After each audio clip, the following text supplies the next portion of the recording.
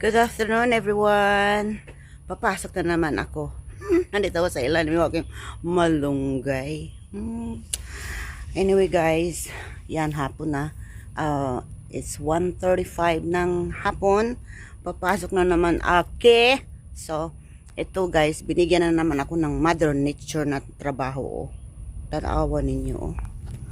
Yan siya, oh. Mag-ano na naman ako mamaya. I mean, not mamaya. Gosh.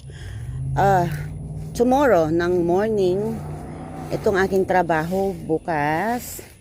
Mga layab ang dahon ba? Ginoo, ay, pastilan. Yan. Pero wala lagi siyang bunga. Ay, pastilan, no? Goy. Okay, guys. See you guys tomorrow kasi hindi ako mag-upload dito sa maglalara ako ng ano sa aking mga dahon ng saging, magtanim-tanim ba.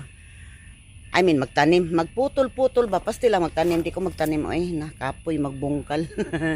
So, malapit na naman ang winter, guys. So, ayun, palagi na naman ako maghabol ng time dahil last minute na ako maglagay ng plastic sa aking porch. Nalagyan ko yan ng plastic para yung aking mga halaman hindi sila mamatay ba. Yung iba ipasok ko sa sa aking bahay, sa aking payag-payag, guys. So ang aking persimmon, I know na magsi-goodbye na sila siguro mga January, wala na, mga na lang, yung mga sanga na lang bang maiwan. At saka ang aking lemon, malaki na nga siya. So, yan. Itong aking ubi ay wang ko.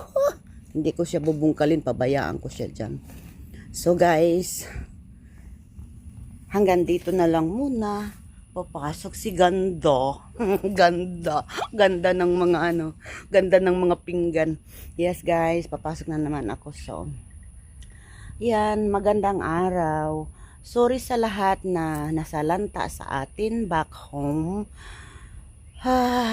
I pray every day for them na sana matanggal-tanggalan ang kanilang mga lungkot na nangyari sa buhay nila.